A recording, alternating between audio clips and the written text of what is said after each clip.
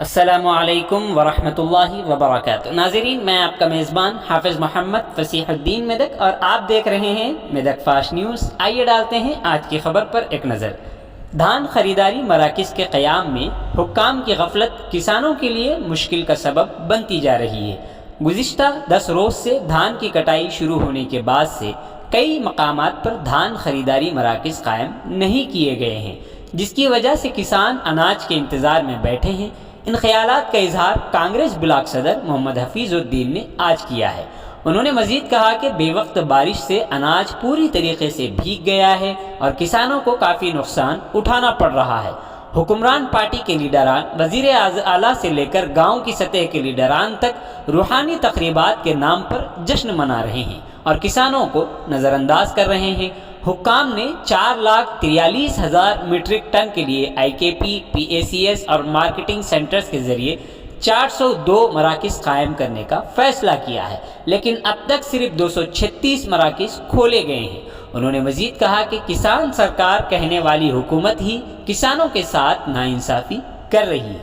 आइए इस सिलसिले में एक तफसीली रिपोर्ट आप हज़रात के पेश खिदमत है। नाज़रीन, जैसा कि आप देख रहे हैं, हम ज़िले मेदक की तारीख़ में पहली मरतबा उर्दू ज़ुबान में आप तक ज़िले की अहम खबरें पहुँचा रहे हैं। लिहाजा हम आपसे गुजारिश करते हैं कि आप लोग भी ज़रूर हमारे चैनल को लाइक करें, शेयर करें और सब्सक्राइब करें और साथ ही साथ बेल आइकन के बटन को भी दबा दें, ताकि हमारी जानिब से जब कभी भी किसी भी किस्म की अपडेट दी जाए तो उसकी इत्तला आपको नोटिफिकेशन के ज़रिए सबसे पहले मिल सके। అధికారులు ధాన్యం కొనుగోలు కేంద్రాల్లో జాప్యం చేస్తున్నారు. అదేవిధంగా ఓపెన్ చేసిన ఇప్పటివరకు కాంటాలు కూడా ఓపెన్ కాలేదు. ఓపెన్ చేసిన కానీ కొనే నాదుడు ఇక్కడ లేడు. లబోదిబం అంటున్నారు రైతులందరూ. మీరు గత వారం రోజులుగా అకాల వర్షాలు పడుతున్నాయి, మొత్తం ధాన్యం నడిచిపోతున్నాయి.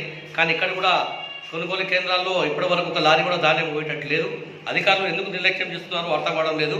ఇక అధికార పార్టీ నాయకులు అయితే సంబరాలు చేసుకుంటున్నారు, ఆత్మీయ సమ్మిళనాలు చేసుకుంటున్నారు.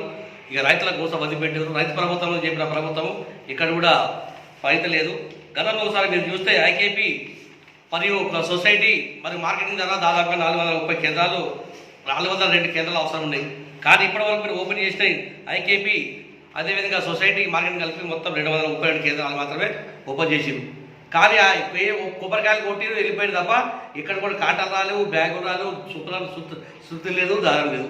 రైతులేమో రోడ్ల మీద ఆ ధాన్యం పోసి కొట్టుకుంటూ ఎండ కొడుతుంది, రాత్రి వర్షం వస్తుంది, 2 కాగానే మొత్తం వర్షం వచ్చి కుప్పలు కొట్టుకుపోతున్నాయి, మళ్ళీ తెల్లాగానే ఎండ కొడుతుంది. ఇదే విధంగా రైతులు ఈ విధంగా లాభోదిబ్బలు పట్టుకుంటారు. ఇప్పటికైనా అధికారులు కనివిప్పి కలిగి వెంటనే కొనుగోలు కేంద్రాల్లో అన్ని ఏర్పాట్లు చేసి, హమాలి కూడా లేరు, హమాలీలను ఏర్పాటు చేసి అదేవిధంగా అన్ని రకాల సౌకర్యాలు కల్పించి ధాన్యాన్ని తప్పకుండా గోదాలని కాంగ్రెస్ పార్టీ పక్షాన డిమాండ్ చేస్తాం.